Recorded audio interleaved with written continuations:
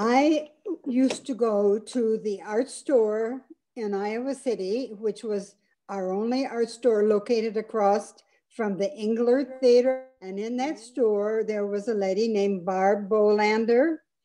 And she obviously met a lot of us quilters because she was the one who organized our club. And we were invited to her house. We met January 1981 was our first meeting.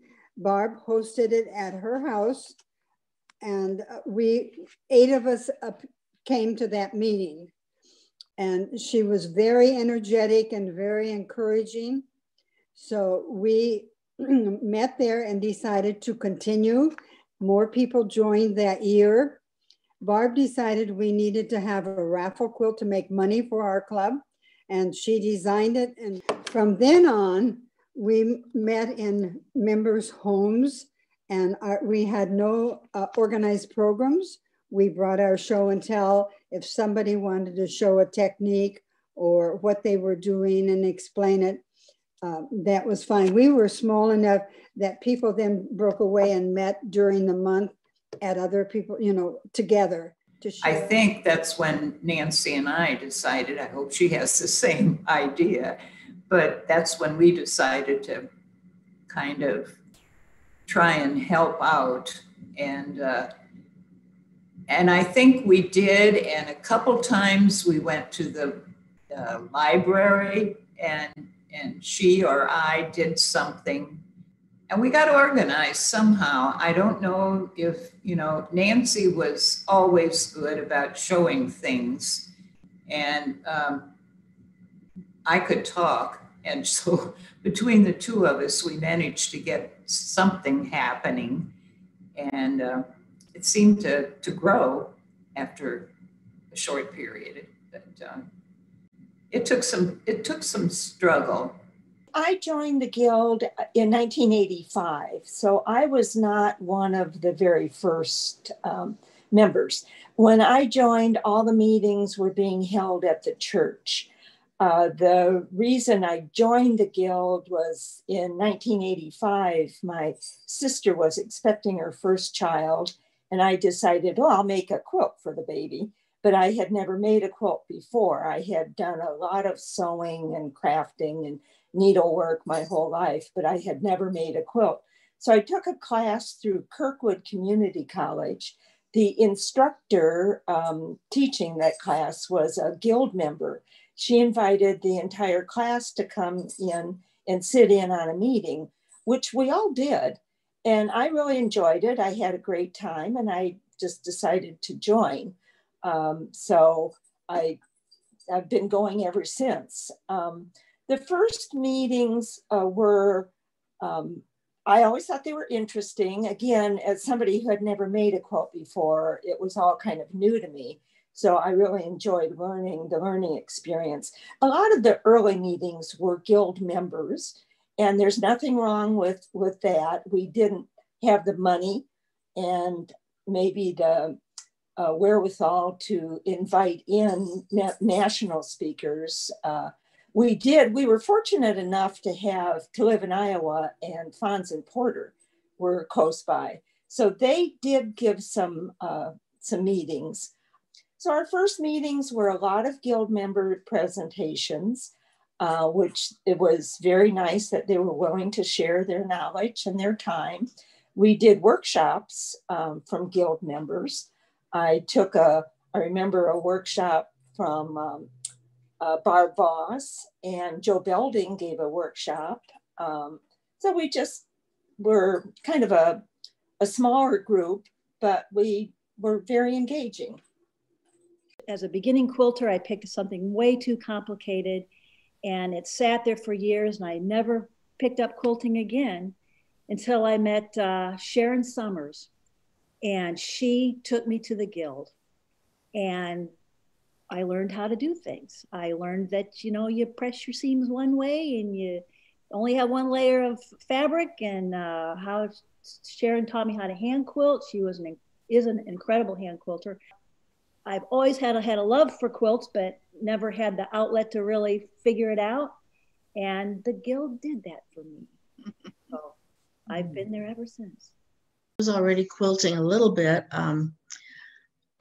My mother always sewed when I was young, and so I learned to sew from her, and would just make little things, doll clothes maybe, and little doll quilts and things like that. But I think it was having grandchildren that really inspired me to join the Guild. And I joined the Guild that fall in '93, and it was one of the first 2 meetings where they changed the name of the Guild from Quilting for Fun to Old Capitol Quilters Guild. And the group felt that they wanted to emphasize more the educational part of quilting and learning from each other. And I think that name certainly describes that better. A guild is a group who are trying to share knowledge and learn. I was a brand new quilter. My mother-in-law got me started on it, and so I didn't know very much about it. And I had been an at-home daycare provider, so I didn't know many people out in the community either. And I thought it would be a good way to get more experience quilting and meet more people as well. A friend of mine invited me to join a small group. She knew that I quilted, and she invited me to join a small group, and everybody in that group was already a member of the Guild. Joe Betts was one of the founding members, and so I joined, and that's that. Quilt. And the only way I would get the quilt is if I made it myself, because they're too expensive to buy. And I had always told myself that once my kids grew up, left the house, I was going to start quilting. So I did. A lady that worked in the same building I worked in at the U was a quilter, and she invited me to come to the meeting I came to see if she thought I should join the Guild. And so I went to the meeting that night, and the main topic of the meeting was, should we change our name from Quilting for Fun to Old Capitol Quilters Guild? And that's how I ended up in the Guild. I actually went to the Kelowna quilt show with my mother in April, and we looked at all the beautiful quilts, and I got this idea in my head, well, I could do that. So I went to the Iowa City Library and I checked out a book on how to quilt. I took my mom back to Kelowna with me, and we went shopping for fabric. I had picked out a pattern. I now know that this was in a very advanced pattern, has Y seams in it. And then I freaked out and went, what am I doing? I don't know how to quilt. And so I had all this fabric and was then a little hesitant to start. And the very next day, the Kirkwood catalog for continuing education classes came out. And so I signed up for a learn how to quilt class.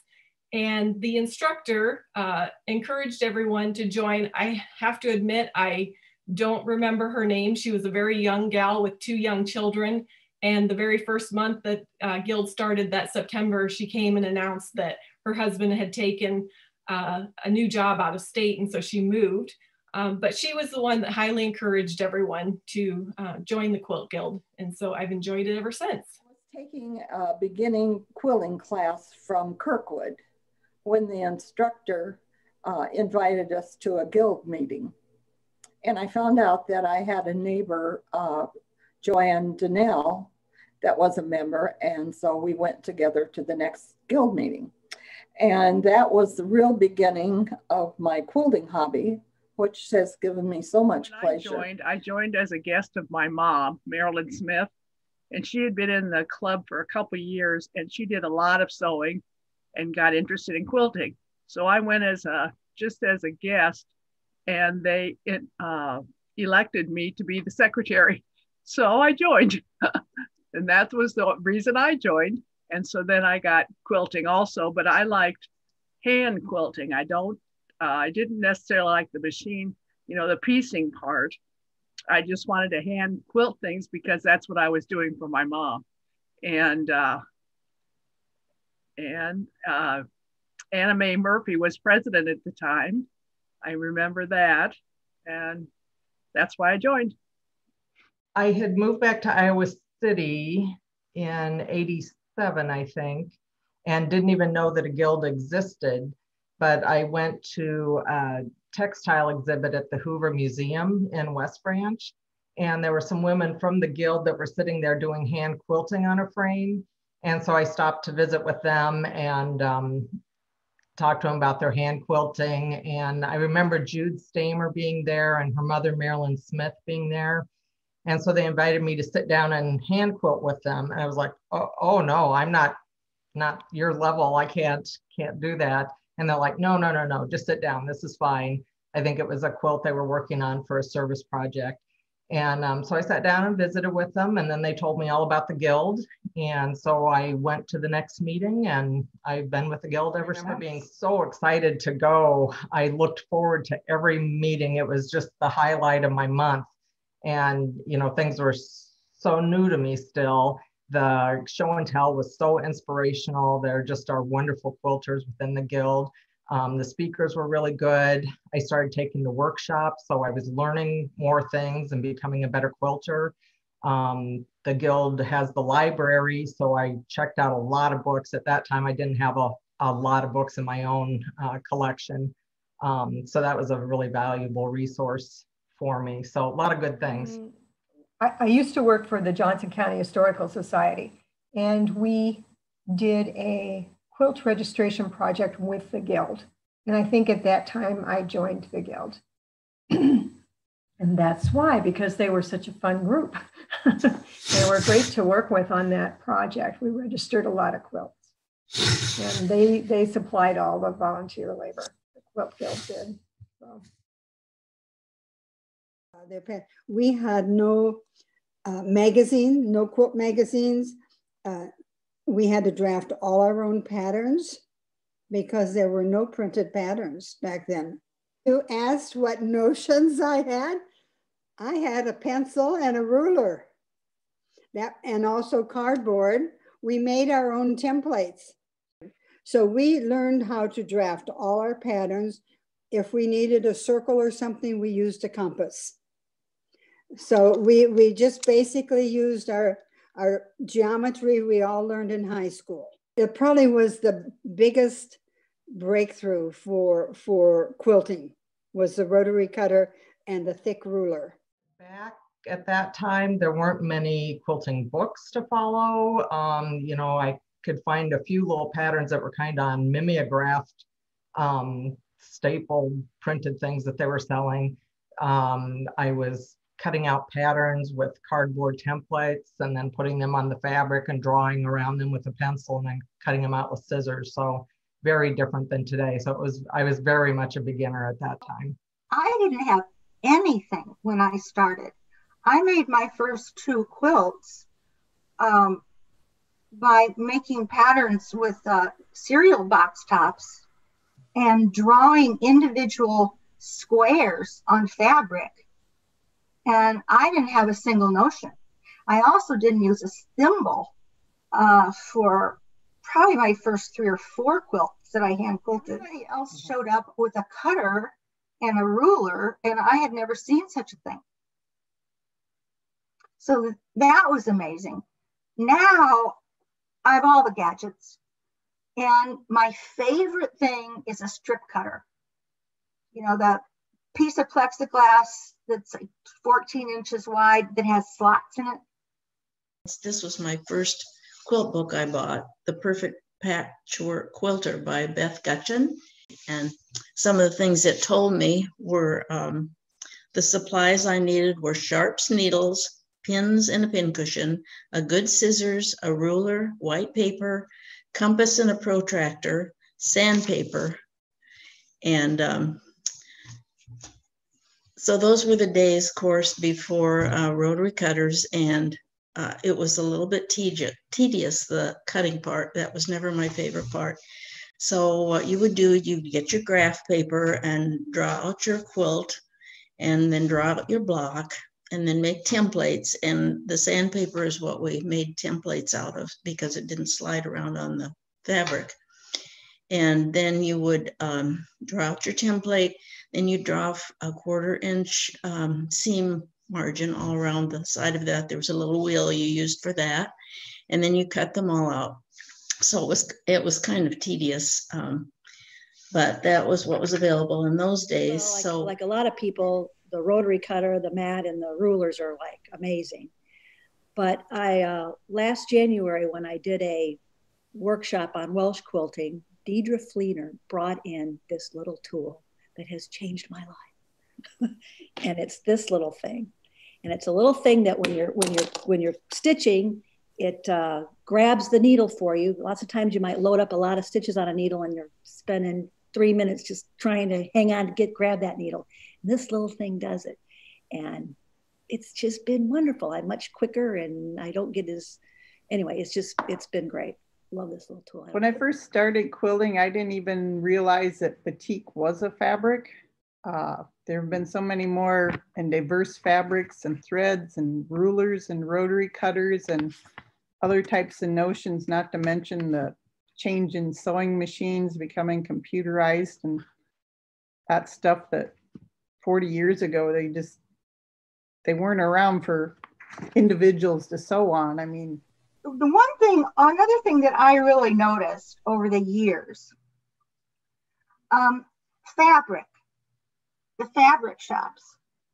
We used to have to hunt for quilt fabric, and it was very limited in design.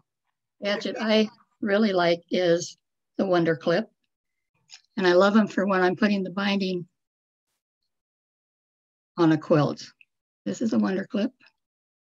I don't know if it's officially a notion, but I think the internet is a wonderful resource for quilters, and I'm sure everybody else too. But if you are stuck, if you need to learn how to do something, if you need a better way of doing something, if you just Google is sort of my best friend. I'll go ask Google. There are videos.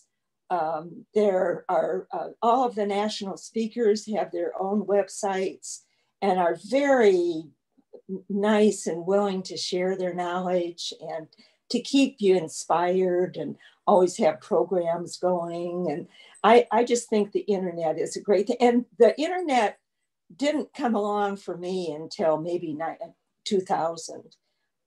So it was, I still am amazed by everything you can find on the internet. So if that's not really a notion, I do think like when I started quilting, we were using like the cardboard templates and scissors. I think the rotary cutter is marvelous. And I think that the rotary cutter and the rulers and the cutting mats, I don't think I could live without. So we used to say, oh, that one's machine quilted.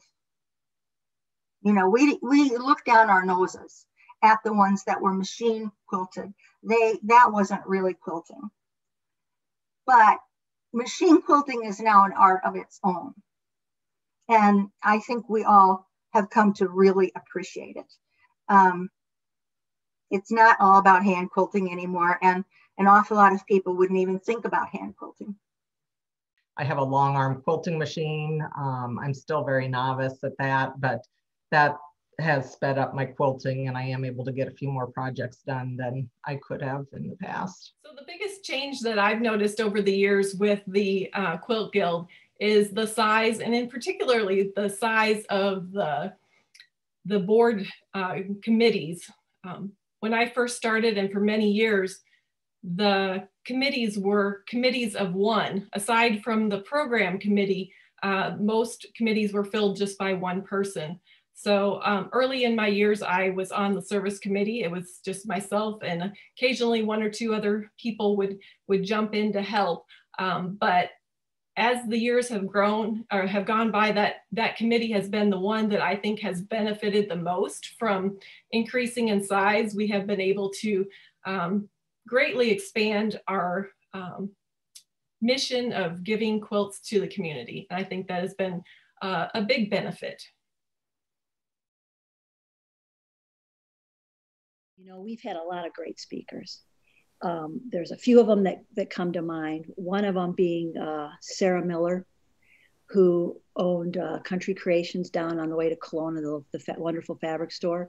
She did a program on Amish baby quilts that she talked about where she got them and the different stories for the quilts. And she did this right before I believe she sold her collection to the International Quilt Museum in Lincoln, Nebraska. So I think they own all those quilts now. But her talk was really quite lovely. And going through a lot of the first few scrapbooks, it looks like she did a number of programs for the Guild in the early days. Anyway, that was one I liked a lot. I enjoyed Jackie Gearing a lot. She did the talk on the modern quilts. I don't consider myself a modern quilter, but they're just really inspiring. And the one with Marianne Fons this year, I really enjoyed her talking a lot about how quilts have changed over the years. But I have to say my all-time favorite was this year, Jill Fisher's talk. Her talk blew me away. She just was so entertaining, engaging, great stories, inspirational work. I just remember walking out of there going, wow, that was a great program. So, although we've had a lot of great ones. I remember Nancy Granner had a really fun program. That was in 2000, and house blocks were very popular, as I think they still are. And so she brought some of her beautiful quilts with house blocks, and then she brought this one that was called Liberated Quilts, and it was so much fun because she just took her scraps of fabric and she might make like a wonky roof or a door that wasn't quite straight, or just it looked like a house, but it was kind of a screwy one. And so you could just use your imagination. And another speaker was not in our guild, but she was well known in the area, Sarah Miller from Kelowna Country Creations. And that used to be a wonderful quilt shop. And so one of the famous or well-known speakers that I remember was in 1994 when Harriet Hargrave came and spoke on heirloom machine quilting. There have been many excellent speakers over the years, but of course, the ones that seem to pop to mind are probably more of the big name speakers. We've had Marianne Fons and Liz Porter come a couple of different times. There's Bill Carr and Weeks Ringel are another one, but probably one that stands out in my mind is in the late 90s, we had Doreen Speckman come speak to the Guild, and she was just absolutely hilarious. She was so much fun, and she did a workshop with us as well. So I really enjoyed her. I think the first national speaker that I ever remember was Marty Michelle, and that was very interesting. She brought all of those rulers with her and all of those cutout. Oh, I mean, it was just, my goodness, I don't think I'd ever seen anybody have that much stuff. I thought Harriet Hargrave was an excellent speaker. She was an excellent quilter. She really had her subject down pat. She had obviously done a lot of preparation, and the workshop went, but I think she spoke to our guild twice. So I really enjoyed Harriet Hargrave. I think the modern quilt people, Weeks Ringel and Bill Kerr, also gave very good speeches and workshops. And again, I think they were very prepared. And you can really tell the difference between the speakers who are maybe not as used to speaking or prepared. But and then, we had a lot of fun speakers. Connie Etheridge used to have a quilt shop up in northern Iowa. They gave a fun presentation. And again, Marianne Fons was very good. So we've had some really good national speakers, and I've always enjoyed going to it. I was really looking forward to Jane Sassaman coming. And of course, I was disappointed but now that gives me something to look forward to, hopefully in future years when life gets back to normal. There are three that I remember specifically. Doreen Speckman, I remember her coming, and she was very entertaining. Unfortunately, she passed away the year after she spoke at our guild. I remember Diane Lohr and I drove to Madison, Wisconsin, and went to her fabric sale that her family was having. So they had all of her quilts hanging up around the room and sold a lot of fabric. And I haven't been able to cut into that fabric, so I still have that in my stash. Marianne Fons has been to the Guild twice. I took her workshop the first time she came, and that's one of my favorite quilts ever. So I've really enjoyed her. And then Connie, let me think of her name. Connie Tessine and Mary Etherington from the Garner Country Thread Shop came. And I think I must have been on the program committee at that time. It would have been back somewhere early 2000. And they almost canceled at the last minute. They called and said that they had a baby goat that had been orphaned and needed frequent feedings. And so they couldn't leave the goat at home. And I was like, just bring the goat with you. And I don't know that I even asked the church if that was okay, but they brought this little baby goat, and it was awesome. I brought the kids over to see the little goat, and we had our workshop that day. It all worked out well. The first guild class I took was taught by Barb Voss and Joe Betts, and since then, several of my favorite speakers and teachers have been from our very own guild.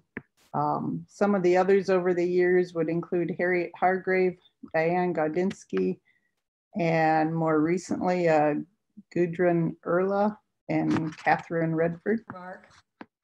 Sugar Mark did a delightful presentation about applique quilting. I remember that because she was just so much fun and so lively, and everybody loved her. The first one that came to mind was Jill Fisher, who of course is one of our guild members. I really enjoyed her. I enjoyed listening to her describe her process and her reason behind why she does what she does. And I just think her quilts are fabulous. They're not something I would ever come up with, but when I see what she's done, it's really cool. And then I've also really liked Laura Wasilowski and Kim Lepasic. And both of them I really enjoyed because they seem to really promote just doing something, not getting tied down in the details, but just kind of go with the flow and do what inspires you. And I like the idea as far as Laura Wasilowski's, her little fused pictures, art quilts. I like the idea of doing something, not getting hung up in being really precise, and then you can get it done and have this finished product. Because for me, if I get something finished, it's a good way to stay motivated to keep working on things. And Kim's approach was, there are no rules, and just do what you want to do and be free with it. And I think that's something I'm always striving towards, because I tend to get hung up in the details, and then I get bogged down in the details, and then I lose my momentum. So I really enjoyed her as a speaker as well.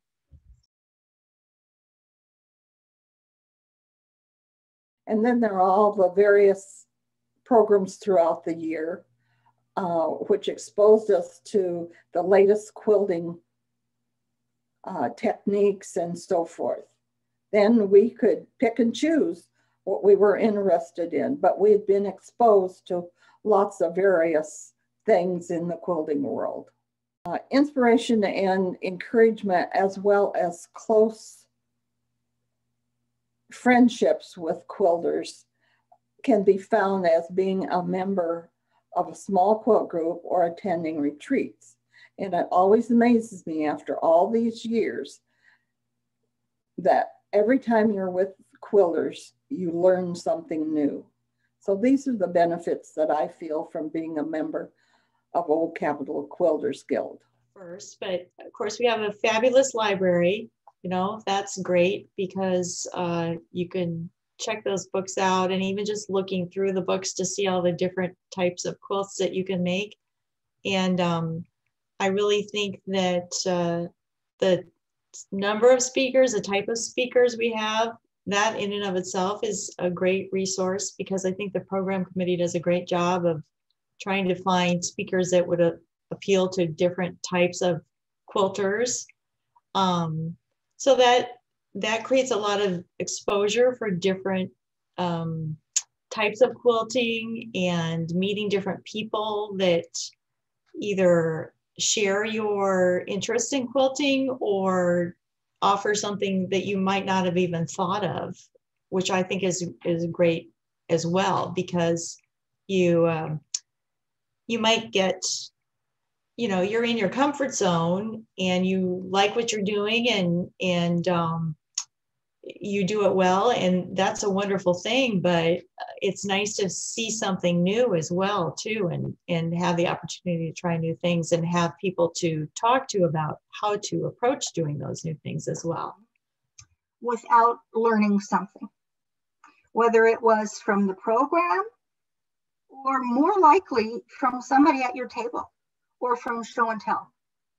Just some little thing that popped a light bulb in your head that you didn't know. You just can't leave a meeting without one new piece of information that helps. Well, it's meeting other quilters. And I don't think there is another group of human beings more generous than quilters. I have belonged to some, like a doll collecting guild. They kept their secrets to themselves. I'll tell you, they didn't share tips with each other. Quilters want to share information. They're so generous and so open. And, oh, do you need this? You can have some of this fabric. I have more than I need. Oh, it's just amazing, the generosity of women who quilt. A lot of benefits to joining the guild. Probably the biggest one is all the great people that I've met over the years. The first year I was in the guild, I was I worked on one of the quilt shows that the guild was producing, and that's where I met some of the people that are currently in my small group that I've been in for past 23 years. And I can't imagine my life, what it would have been without the small group, because we have done so many things together and learned so many things, and it's been an incredible friendship. So I strongly encourage joining committees and going to workshops and figuring out ways to meet people. You kind of have to put yourself out there. Also, the library was great when I first joined, since I mentioned I didn't have a lot in my collection at that time. That was very beneficial. The education, so the speakers, the workshops really advanced my quilting. I've learned a lot over the years. And service to community. So I've been able to contribute to that, and the guild really works hard to provide quilts and things to benefit the community. The favorite part is and always has been watching other people show their quilts and talk about them.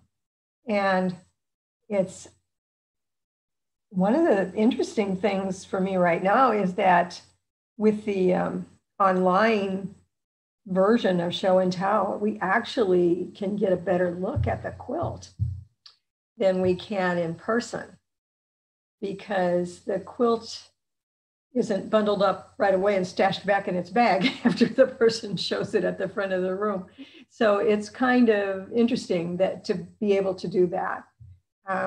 That remains my favorite part, just to be inspired by other people and their amazing talents. Just we have some really talented people in our guild, including you.